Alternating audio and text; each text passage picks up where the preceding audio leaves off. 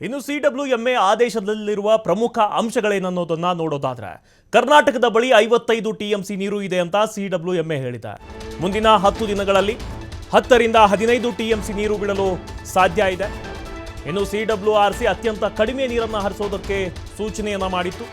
ಕೆಲ ದಿನಗಳಿಂದ ಕಾವೇರಿ ವ್ಯಾಪ್ತಿಯಲ್ಲಿ ಒಳಹರಿವು ಹೆಚ್ಚಾಗಿದೆ. ನಿನ್ನೆ ಒಂದೇ ದಿನ 1 ಟಿಎಂಸಿಯಷ್ಟು ನೀರು ಹರಿದು ಬಂದಿದೆ. ಭವಿಷ್ಯದಲ್ಲಿ ಮತ್ತಷ್ಟು ಒಳಹರಿವು ಹೆಚ್ಚಬಹುದು ಅಂತ ಸಿಡಬ್ಲ್ಯೂಎಂಎ ಹೇಳಿದೆ. ಹೀಗಾಗಿ ತಮಿಳುನಾಡಿಗೆ ನೀರು ಹರಿಸಬಹುದೆಂದು ಸಿಡಬ್ಲ್ಯೂಆರ್ಸಿಯ ಆದೇಶವನ್ನು ಎತ್ತಿ ಹಿಡಿದಿದೆ. ಇವತ್ತು ವಾದ ಪ್ರತಿವಾದಗಳು ಆಯಿತು. ಬಟ್ ಸಿಡಬ್ಲ್ಯೂಎಂಎ ಹೇಳೋದೇನೆಂದರೆ ಕರ್ನಾಟಕದ ಬಳಿ 55 ಟಿಎಂಸಿ ನೀರು ಇದೆ. ಮುಂದಿನ 10 ದಿನಗಳಲ್ಲಿ 10 ರಿಂದ 15 ಟಿಎಂಸಿ ನೀರು ಬಿಡೋದಕ್ಕೆ ಸಾಧ್ಯ ಇದೆ. ಬಟ್ ನಿಮಗೆ ಅಷ್ಟು ನೀರು ಬಿಡೋದಕ್ಕೆ ನಾವು ಹೇಳಿಲ್ಲ. ಸಿಡಬ್ಲ್ಯೂಆರ್ಸಿ ಅತ್ಯಂತ ಕಡಿಮೆ ನೀರು ಹರಿಸೋದಕ್ಕೆ ಹೇಳಿದೆ. ಕೆಲ ದಿನಗಳಿಂದ ಕಾವೇರಿ ವ್ಯಾಪ್ತಿಯಲ್ಲಿ ಒಳಹರಿವು ಏನು ಇನ್ಫ್ಲೋ ಇರುತ್ತೆ ಅದು ಜಾಸ್ತಿ ಆಗಿದೆ. ನಿನ್ನೆ ಒಂದೇ ದಿನ ನೋಡೋದಾದರೆ 1 ಟಿಎಂಸಿಯಷ್ಟು ನೀರು ಹರಿದು ಬಂದಿದೆ. ಭವಿಷ್ಯದಲ್ಲಿ ಮತ್ತಷ್ಟು ಒಳಹರಿವು ಹೆಚ್ಚುತ್ತೆ ಅಂತ ಸಿಡಬ್ಲ್ಯೂಎಂಎ ಅಭಿಪ್ರಾಯವನ್ನು ಪಟ್ಟಿದೆ.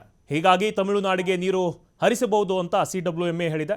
ಬಟ್ ಕರ್ನಾಟಕದ ವಾದ ಅಂದರೆ ಇವಾಗೇನೋ ಇನ್ಫ್ಲೋ ಇದೆ, ಬಟ್ ಇನ್ಫ್ಲೋ ಡೈಲಿ ಅದೇ ಥರ ಇರಬೇಕಲ್ಲ. ಇನ್ಫ್ಲೋ ಕಡಿಮೆ ಆದಮೇಲೆ 15 ದಿನಗಳವರೆಗೆ ನಾವು 3500 ಕ್ಯೂಸೆಕ್ ನೀರನ್ನು ಹರಿಸಿಬಿಟ್ರೆ ನಮ್ಮಲ್ಲಿ ಕುಡಿಯುವಂತಹ ನೀರಿಗೂ ಹಾಹಾಕಾರ ಸ್ಟಾರ್ಟ್ ಆಗುತ್ತೆ.